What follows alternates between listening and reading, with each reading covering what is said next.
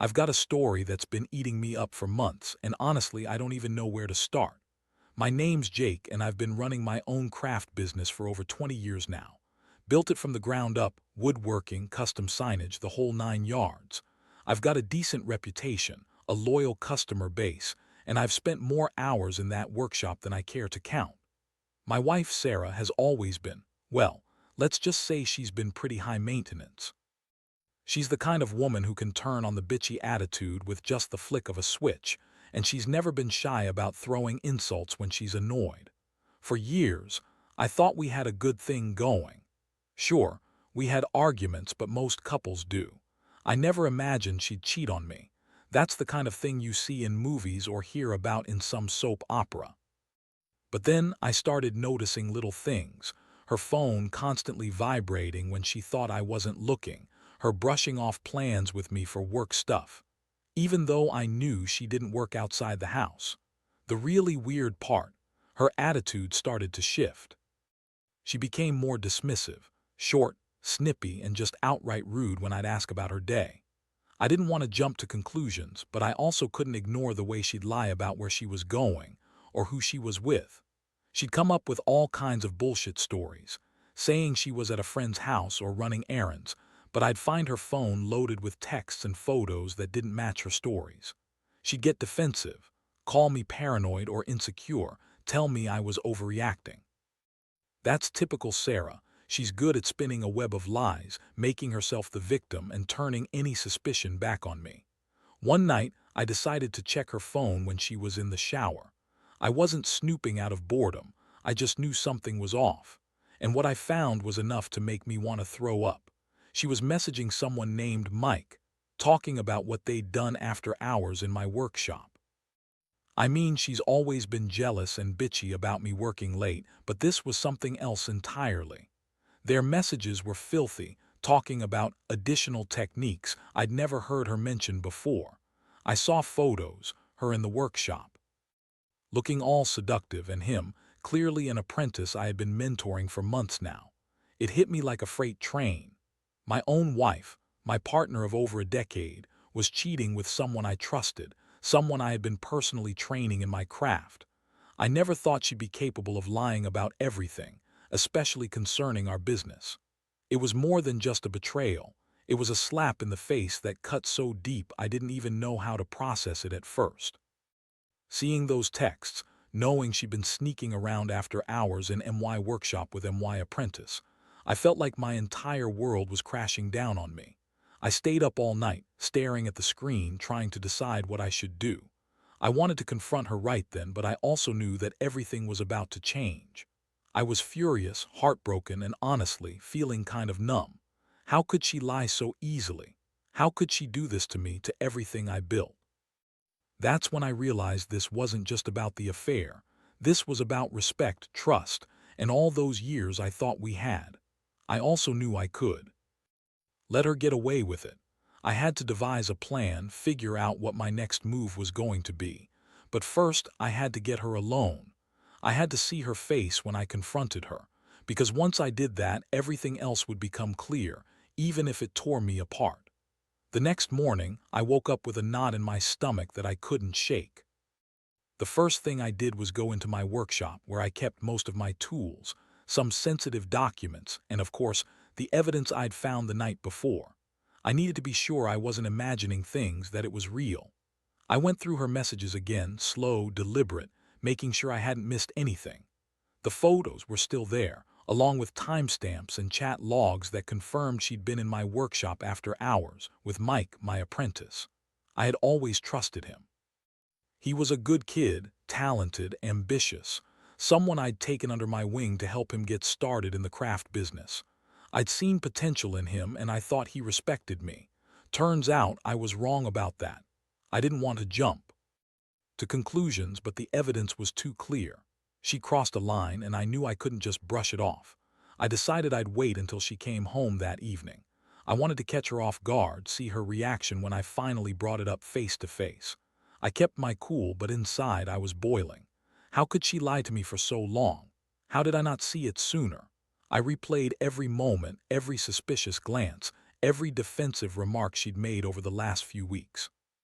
When she finally walked through the door that evening, she was already throwing attitude at me, snapping about how I'd been distant or working too much.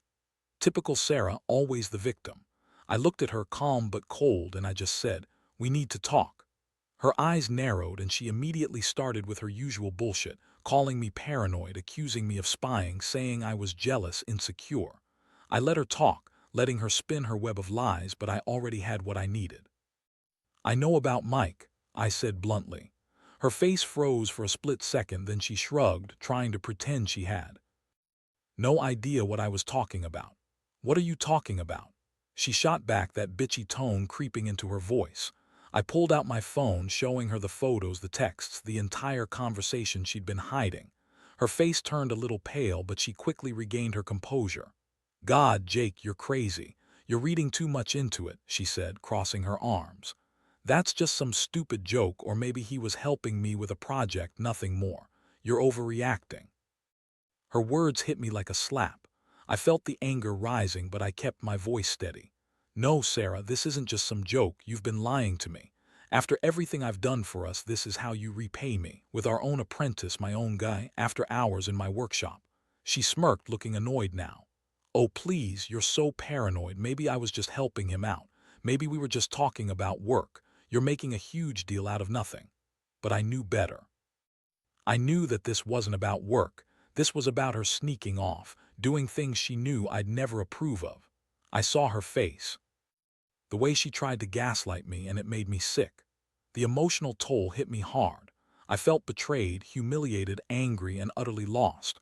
All those years of working together, building something, gone in an instant because she thought she could get away with it.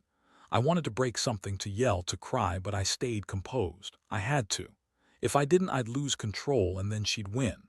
But inside, I was devastated. I'd trusted her with everything, and now I felt like I'd been duped. I asked her to leave that night. Not because I wanted her to go, but because I knew I needed space, time to think. She was furious, of course, calling me crazy, saying I was overreacting, accusing me of being insecure.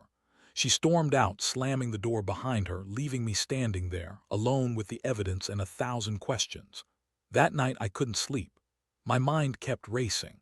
I kept asking myself how I got here, how it all fell apart so quickly. I'd built a life, a business, a reputation, and now I was staring at the ruins of it all. I felt the sting of betrayal. So raw it was hard to breathe. I kept replaying her words, her lies, her sneer when she said it was nothing special, that her affair was just some stupid mistake. But I knew better. This was about control, about her wanting to feel alive, and me, just the fool who didn't see her true colors. I knew I couldn't just go on pretending everything was fine.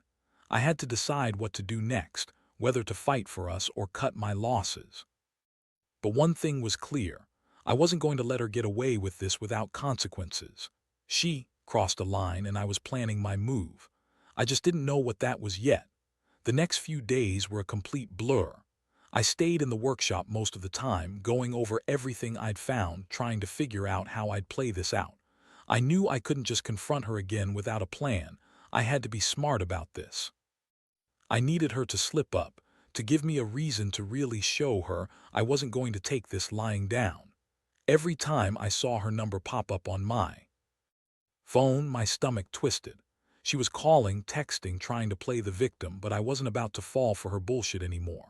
I refused to be manipulated, especially not after what I'd uncovered. I started working on a plan to see just how far she'd go. If she thought she could keep sneaking around, I wanted to catch her again, but this time with proof that I could use to end this mess once and for all. I also had an idea. I needed to get her to admit what she'd done. Not just with her words, but to see her reaction when she thought she was caught. So I started setting little traps, messing with her schedule, asking vague questions, watching her body language. She was already acting defensive, like she knew I had her number, but she still tried to pretend she was innocent. That bitchy attitude, that dismissiveness, she thought she could talk her way out of anything. Little did she know I was prepared to make her pay for it. One afternoon, I decided to visit the workshop just to check on some supplies. I wasn't planning to do anything obvious, but I wanted to see if she'd slip up again. As I rounded the corner, I saw her in the workshop and my blood ran cold. She was with Mike, no surprise there except they weren't just talking about work. They were leaning into each other close enough that I could see their heads practically touching. My heart pounded. My fists clenched. I didn't walk in immediately. Instead, I stood there, watching them for a few seconds, trying to process what I was seeing. They didn't notice me at first, but when she looked up and saw me standing there, her face went pale. That look, guilty, panicked, said everything I needed to know. She scrambled to pull away, trying to cover her tracks, but I'd already seen enough. I stormed into the workshop and I could feel the anger boiling over. "What the hell is going on here?" I demanded, voice sharp. Mike looked like he'd seen a ghost, and Sarah, oh, she was so quick to put on her fake innocent act, started with the usual bullshit. "Jake, I can explain," she started, but I cut her off. "No, you can't. I saw you. I saw you with Mike after hours in MY workshop doing God knows what." Her eyes darted around, trying to find some excuse or lie to get out of it. But I wasn't buying it anymore. I told her I knew about everything, about the texts, the photos, the secret meetings. Her jaw clenched and she tried to turn the tables, accusing me of spying, of being paranoid, of ruining everything because I don't trust her. That's when I realized she was just trying to save her own ass, but it was too late. The emotional impact hit me like a freight train. I felt crushed, like all the years we'd spent together meant nothing. She lied, cheated, and used me. I thought I was protecting her, mentoring her, and she was out there with some kid I'd been helping, my own apprentice, doing God knows what. I looked at her and saw a woman I'd always tried to respect, but now I saw only the selfish, manipulative bitch she'd become. I told her to pack her things and leave. Not because I wanted her gone, hell, I loved her, or at least I thought I did, but because I knew I couldn't keep living in this lie. I didn't want her here anymore, not after this betrayal. She shouted, called me crazy and possessive, but I didn't care.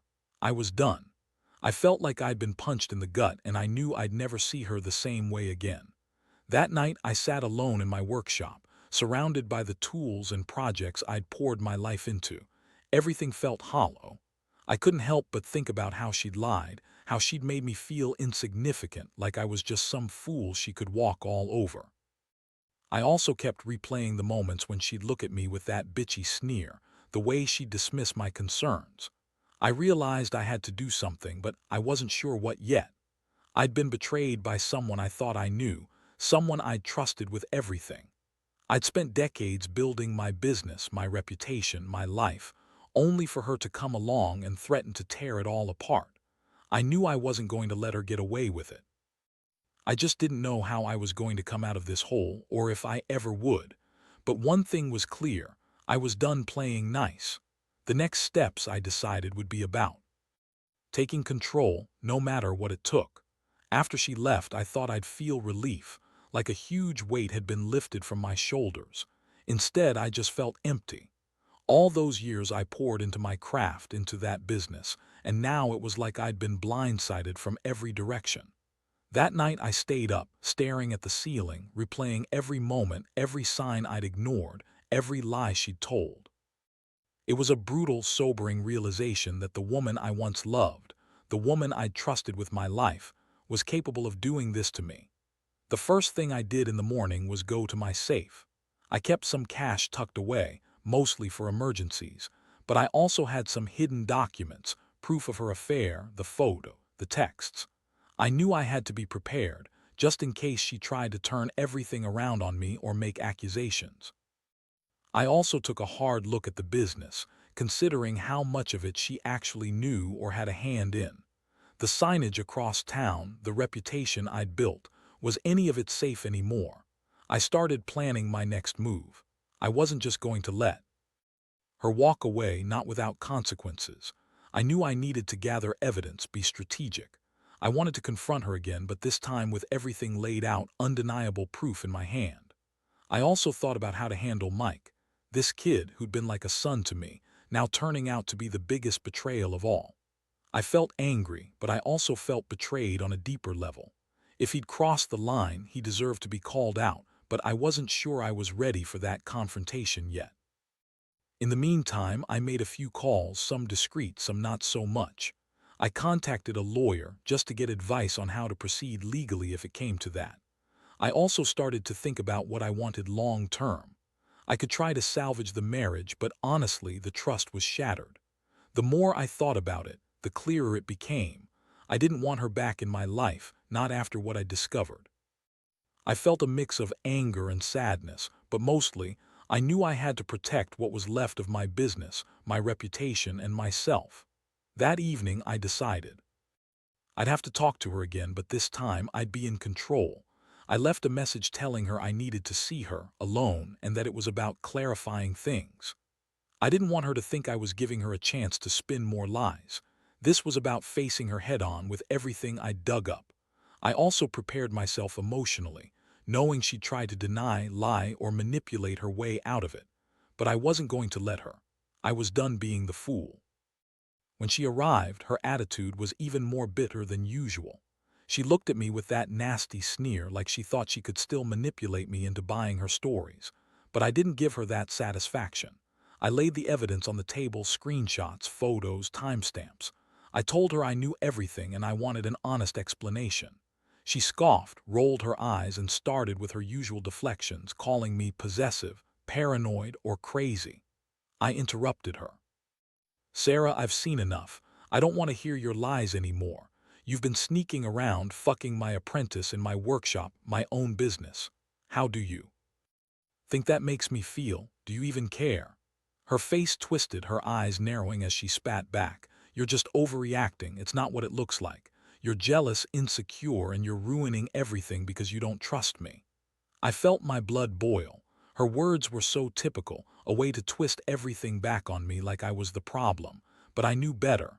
I knew what I saw, what I had proof of. That's when I finally realized that the woman standing in front of me was no longer the person I married. She was someone else, narcissistic, selfish, and manipulative. I was furious, but I kept my voice steady. "It's over, Sarah. I'm done trusting you. If you think you're going to lie your way out of this, you're in for a rude awakening." She looked at me with that contemptuous smirk, like she thought she could still get her way. But I didn't care anymore. I'd made up my mind. This was the end of the line. I told her to pack her things and leave. I said I needed space, time to figure out how to fix what she'd broken. She screamed, called me crazy and possessive, but I didn't care. That part of me, what was left of my patience, had snapped. That night I sat alone in the workshop, feeling the weight of everything: loss, betrayal, anger. I thought about how I'd spent my life building things, making a name for myself, only for her to come in and shatter it all. I realized that the trust I'd given her was gone, and that I was now facing the aftermath of a betrayal deeper than I'd ever imagined. I knew I had to make some tough decisions, but one thing was clear: I couldn't stay in this marriage. Not anymore. Not after she'd lied and cheated her way into destroying what I'd spent decades creating. I swore to myself that I'd come out of this stronger, even if it meant starting over from nothing. I'd rebuild, rebrand, and protect what was mine. But first, I had to get through the pain of losing her, of losing the woman I thought I knew. It was the hardest thing I'd ever done. And yet, deep down, I knew this was only the beginning of a new chapter, one where I finally took control of my own life again. The days that followed felt like walking through a fog. I threw myself into work, trying to drown out the chaos in my head. Every piece of my business, every sign on the street, every project I'd ever done, I looked at it all differently now. It was like I was mourning the loss of not just my wife, but the life I'd built around her. Trust was shattered, and I wasn't sure if I'd ever feel safe again. The betrayal had cut so deep that sometimes I questioned whether I'd ever recover from it. But I also knew I couldn't afford to let it destroy me. I had a reputation to protect, a business I'd poured my blood, sweat, and tears into.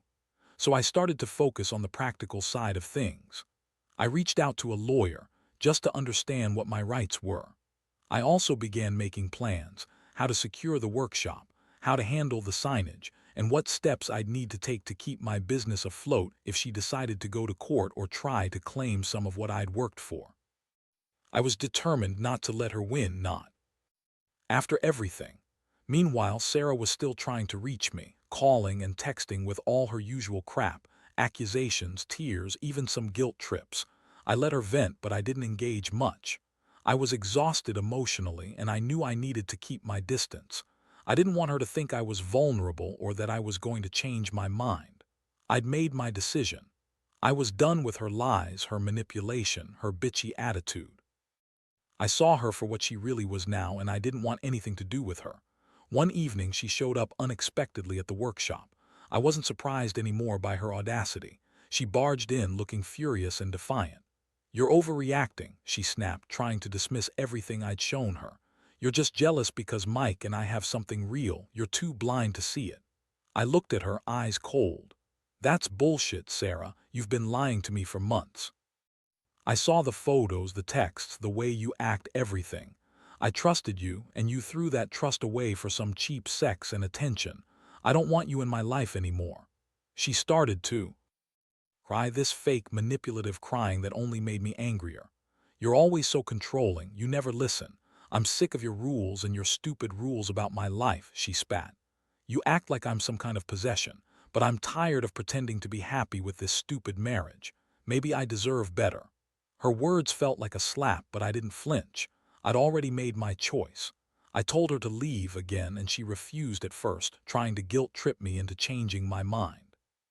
But I stood my ground. "You're done here, pack your stuff and go. I don't want to see you anymore, and don't come back." Her face twisted in a mixture of rage and disdain, but she finally stormed out, slamming the door behind her. That night, I sat alone in my workshop, staring at the tools I'd used for years. I felt a strange mixture of relief and devastation. Relief that I'd finally taken a stand, but devastation that I'd lost someone I once loved, someone I'd trusted with everything. It was hard to accept that the woman I thought I knew was capable of this kind of deception. I'd always believed in loyalty, in honesty. Now I knew that some promises were just empty words and that some people, especially her, were capable of doing anything when it suited their needs. In the quiet that followed her departure, I started to think about what my next step should be. I couldn't keep living in the past, haunted by what I'd lost. I had to rebuild somehow from the ashes of my marriage and my trust. I made a vow to myself that I'd focus on fixing the business, protecting what I had left and moving forward. I also knew I needed to cut ties with Mike, my own apprentice who had betrayed me so deeply. I wasn't sure yet how I'd handle that, but I knew I had to. Most of all, I learned that trust is fragile and it can be broken in a heartbeat. That betrayal cuts deeper than I ever thought possible. But I also learned that I was stronger than I gave myself credit for. I'd survived her lies, her manipulations, and her betrayal. Whatever came next, I was going to take control of my life again, even if it meant starting all over. I'd built this business from nothing, and I'd rebuild myself too, better, wiser, more cautious. And someday I'd look back at this nightmare and realize it was just a chapter in a story I refused to let define me. Would you like me to continue with part 6? Weeks turned into months, and slowly I began to piece my life back together. The workshop, which once felt like a battleground of betrayal, gradually became a sanctuary again. I threw myself into my craft, shaping wood and designing signs with a renewed sense of purpose. Every cut and sanding stroke was a reminder that I still had control, that I could rebuild what was lost, not just my business, but my sense of self. I kept the evidence of her betrayal as a painful reminder, but I also made sure it fueled my resolve rather than destroy my spirit. Legal matters took their course, and I managed to protect most of what I'd built over the years. It wasn't easy. There were moments I questioned whether I'd ever feel whole again. But time has a way of healing, even the deepest wounds, if you're willing to keep moving forward. I kept my distance from her, and I focused on my work and my own recovery. I learned to trust my instincts again, to listen to that voice inside warning me about who's truly loyal and who is. Looking back, I realize how much this ordeal taught me about the importance of boundaries, honesty, and self-respect. I was betrayed by someone I loved and trusted, but I also learned that I can survive even the worst of betrayals. I learned that sometimes you have to cut your losses and walk away, no matter how painful it is. The real strength lies not in revenge but in resilience. I chose to channel my pain into growth, into making my craft better, into rebuilding my reputation. As for Sarah and Mike, they're gone from my life now, completely cut out. I don't need the drama, the lies, or the betrayal anymore. I see her for what she really was, a selfish, manipulative woman who thought she could have everything on her terms. That realization freed me from the illusion I'd held onto for so long. I don't hate her. I feel sorry for her because she's the one who lost a good man, a life I once thought was perfect. But I don't dwell on that. I know I'm better off without her, and I'm finally at peace with that fact. So if there's anything I want to leave you with, it's this: trust is fragile, but your strength is. When betrayal happens, it can feel like the end of the world, but it's also an opportunity to start over. Don't let the pain define you. Use it to build something stronger: yourself, your future, your integrity. Life will throw curveballs, but you have the power to hit them back harder.